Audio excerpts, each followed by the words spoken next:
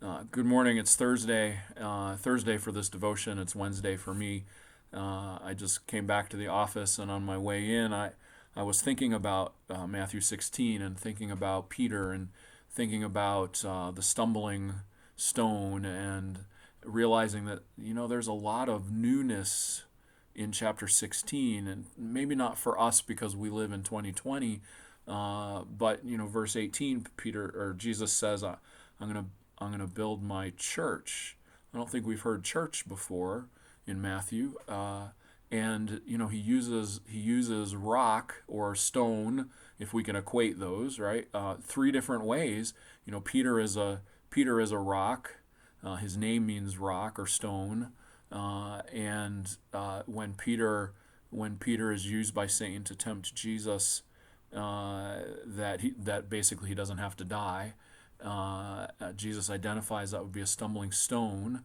Jesus says about church, I will build my church on this rock. My position is that this refers to Jesus being Christ, not Peter himself. And this is one of those debates in Christianity. I don't think it's a steaming debate, but and there certainly can be a both and there. But there's three ways of using that, and then there's the newness of church, and then at the end of the chapter for our passage today, this chapter that has been a climax. Oh, wait, Jesus really is the Christ, and well, there's going to be a church, whatever that means, right? And it's going to be built on this truth that Jesus is the Christ, uh, and and then there's this really quickly this temptation given when Jesus, after this whole big declaration is made, says, "Well, I listen. Here's the deal. I'm on my way to die. I'm on my way to be killed, and I'll be raised from the dead." And the temptation, Peter says, "No, no, no, that can't happen." And Jesus identifies that as a stumbling stone, possible for him.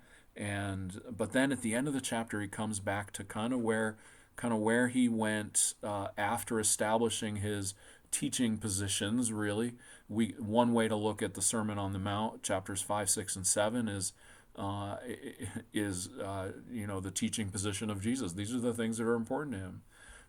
There's a lot more a lot of other ways to incorporate when we look at that, but that's at least one little thread.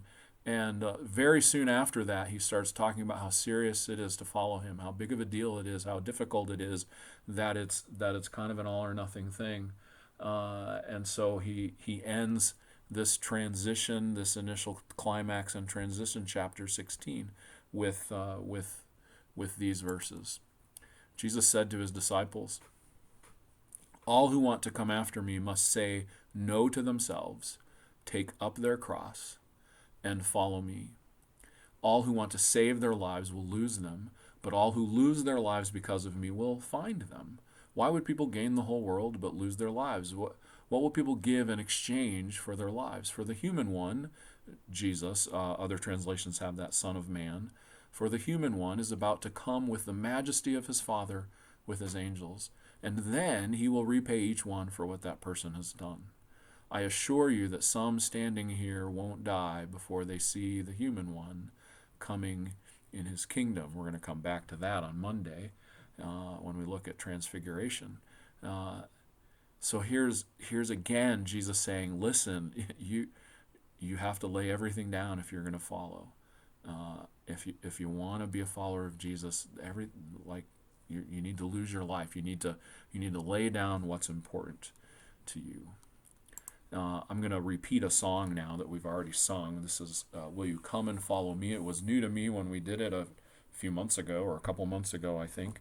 But I heard from a couple of you, and it wasn't a couple of folks in our congregation, that it wasn't new to them. So this is "Will You Come and Follow Me?" Will you come and follow me if I but call your name? Will you go where you don't know and never be the same? Will you let my love be shown? Will you let my name be known? Will you let my life be grown in you and you in me? Will you love the you hide if I but call your name?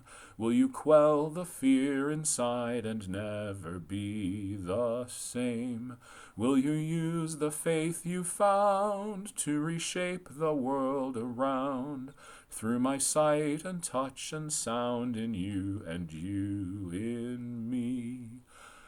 Lord, your summons echoes true when you but call my name. Let me turn and follow you and never be the same. In your company I'll go, where your love and footsteps show. Thus I'll move and live and grow in you and you in me. Will you leave yourself behind if I but call your name? Will you care for cruel and kind and never be the same? Will you risk the hostile stare, should your life attract or scare? Will you let me answer prayer in you and